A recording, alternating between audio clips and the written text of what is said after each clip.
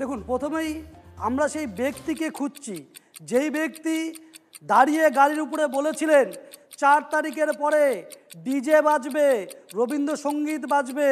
4 তারিখের পরে তিনি দেখে নেবার হুঙ্কার। সম্মানীয় স্বরাষ্ট্রমন্ত্রীকে বলেছিলেন 12টার পরে আপনি এখানে আসবেন।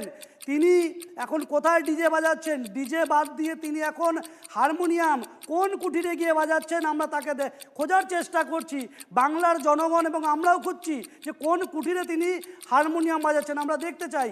কারণ তার এই উস্কানিমূলক মন্তব্যের জেরে বিভিন্ন সময় তিনি করেছেন এই বাংলার বুকে বিজেপির আমাদের অনেক কর্মীকে বাড়ি ছাড়া হতে হয়েছে, অনেক কর্মী গুলি খেয়েছেন, অনেকের পরিজন হারা হয়েছেন। আমরা সেগুলো জবাব খুঁজছি, বাংলার মানুষও সে খুঁজছেন কোথায় সেই ব্যক্তি যিনি এত হুঙ্কার দিয়ে বাংলার পরিবেশকে অশান্ত করেছিলেন। তাকে প্রথমে খোঁজা হবে।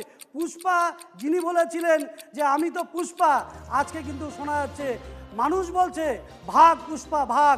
কত দূর ভাগতে পারবি? কেন বাংলার জনগণও খুঁজে বের করবে, কেন বাংলায় আইনের শাসন প্রতিষ্ঠিত হয়েছে এবং এই আইন পুষ্পাকে খুঁজে নিয়ে এসে তার আসল জায়গা দেখিয়ে দেবে।